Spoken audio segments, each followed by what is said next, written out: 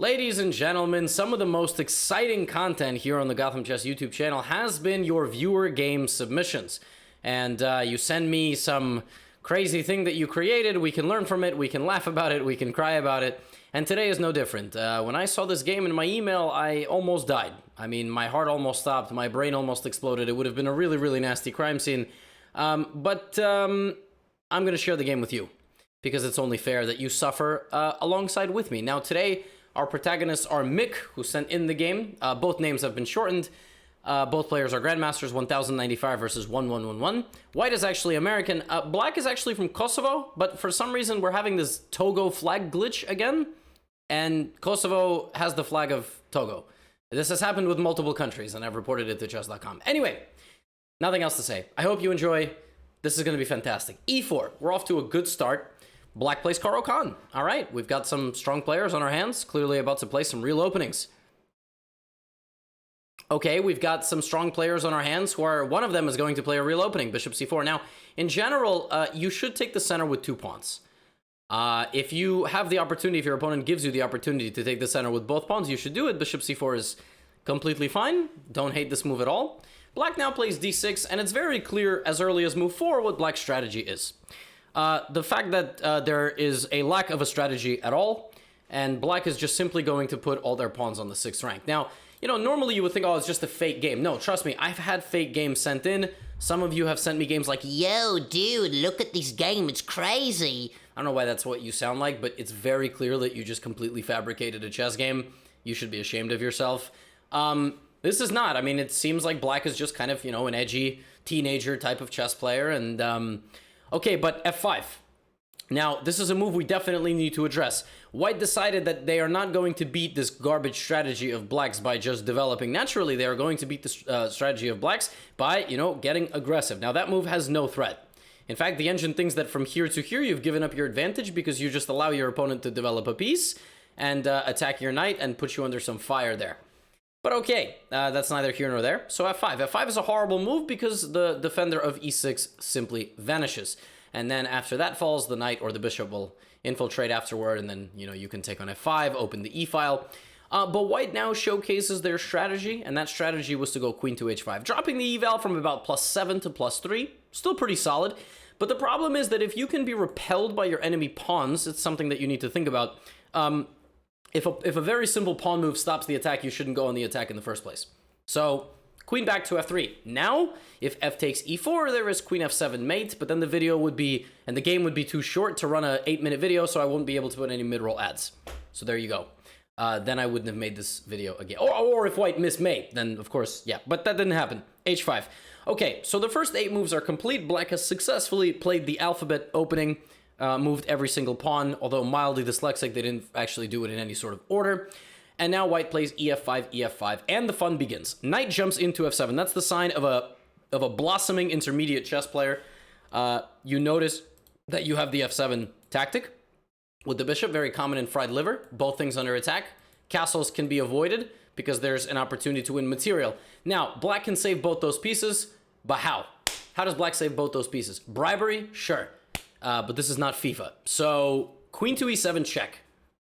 That's a great move. Danger levels. You get the queen out of the way. Great move by White, developing another piece. And now rook h7. Fantastic. Absolutely fantastic. Now, White's like, I don't want to lose the 2 pieces for the rook. So knight back to g5. Great move. Attacking the rook. And, by the way, that, and Black solves both. So I'm telling you, this is a meme game, but it's also actually a pretty good game because some of you would have blundered all those pieces by now. Now White plays d5. I don't like d5. I think White at this point needs to choose to castle and put a rook on that square. I don't care which way you castle, but short castle or long castle is the best move in this position. Now, if I were to ask you which castles is actually better, what would you say? Actually, long castles I think is better here because you by default land with a rook on d1, and then it only takes 1 more move to get rooks on e and d. Whereas if you castle short, you then have to play 2 more moves. Big brain. d5 I don't like because it allows Black the opportunity to close the position. If your opponent has 8 pieces of material ready to attack you with, or 6 or 5, and you have 0 to defend, or 1, what should you do to the position? Of course, you should keep it closed. Black takes. So now black just says, yes, come on in and take all the stuff in my house. Absolutely. Yes, yes, yes. Now, white should take with knight, queen, or bishop. Correct.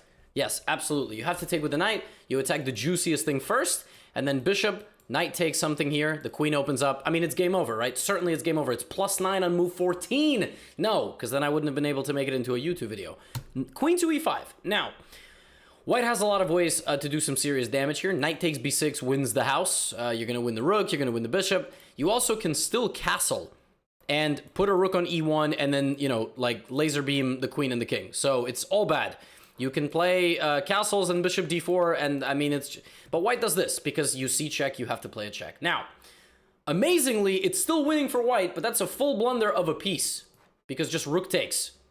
So, you know, black went like this, punch me please, and white somehow slipped and punched themselves in the face. But black, of course, doesn't take and plays king d7, going now from +6 to +1 to +12, and now we take the rook. Fantastic. But here's the problem. Queen takes b2. Never, ever, ever say it is too late for counterplay. That rhymed. Wow, that was like a Dr. Seuss book. So, how do you protect this rook? By either moving it or castling, or creating a danger levels opportunity by playing knight takes b6 check, because it's protected. What does white do? Okay, all right, danger levels. You know, I don't hate it. I absolutely don't hate it. I don't hate it at all. King back to d8. Now you can play bishop takes b6 check, or move your rook or castle. Bishop takes b6, wonderful stuff. I would have played both those moves. King e8. Now, there are no real checks left. I mean, bishop f7 can be taken. Queen c6 would hang a queen. Knight c7 isn't terrible, but after this, there is still the problem of you're hanging rooks in this case. And now we have bishop takes c8.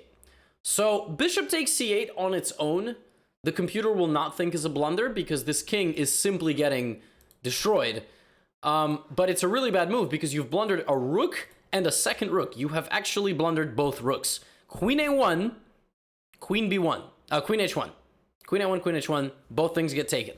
Then you would need to find checkmate. Like look, if we play queen here, and then king up, and then queen takes this, it's still game over for black. It's still game over, because the king is so weak, but you still need to find it. But, of course this doesn't happen. And after bishop takes c8, black plays one of the greatest moves I've ever seen in my life, queen to b1. Queen to b1, which I can only assume is a mouse slip. But white plays king to e2 anyway.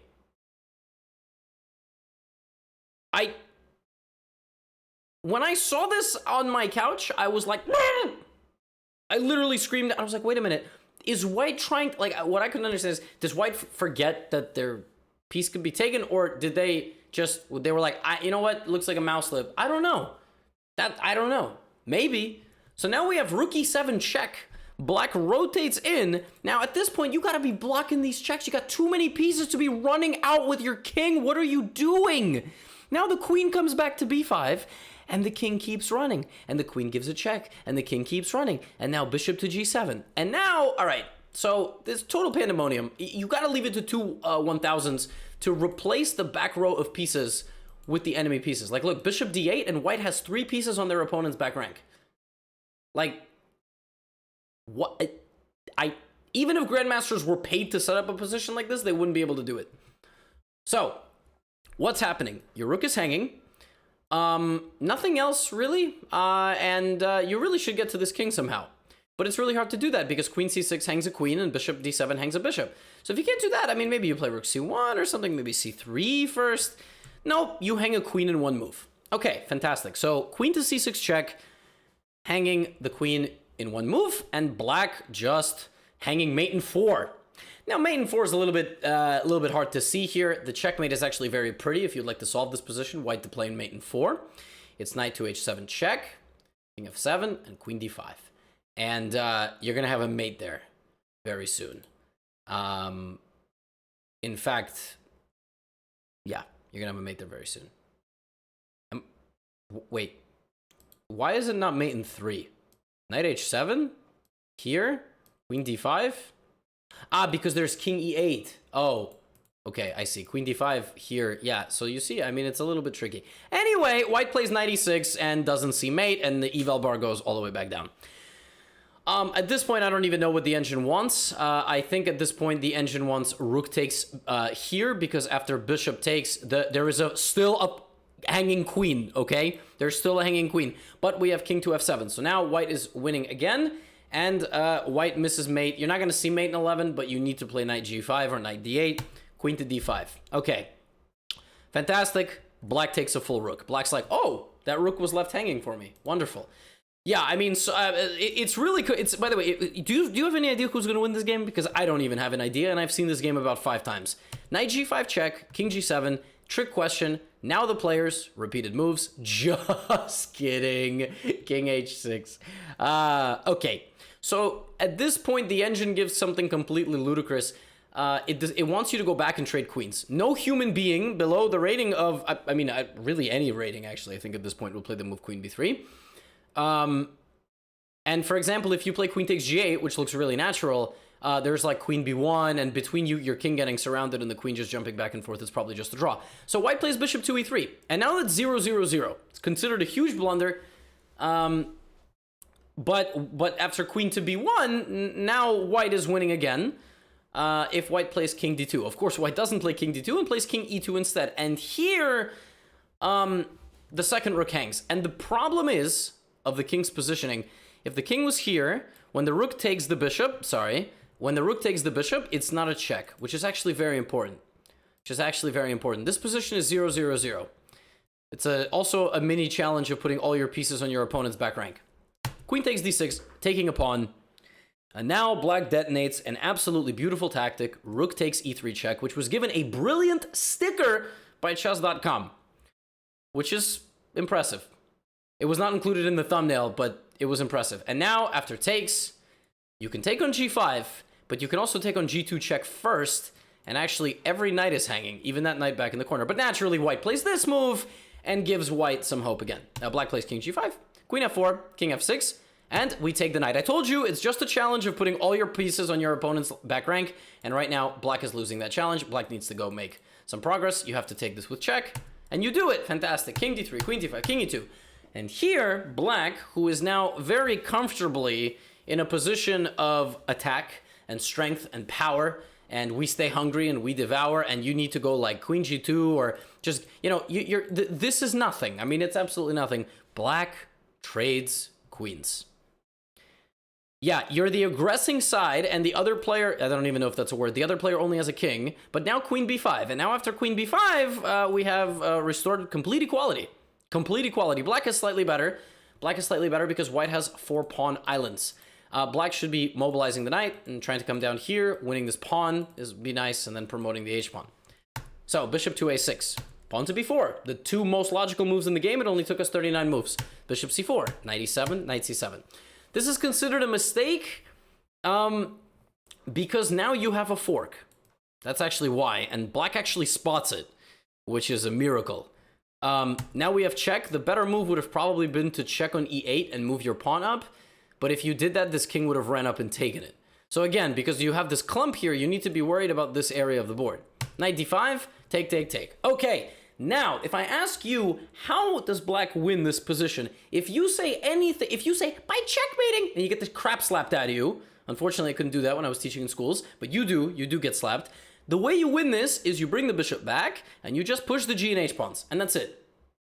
You just push the g and h pawns. There is not, maybe you need to bring your king, but this one pawn dominates 2, which is why en passant was even invented, so one of these pawns couldn't just sneak by, en passant, right? So, e4.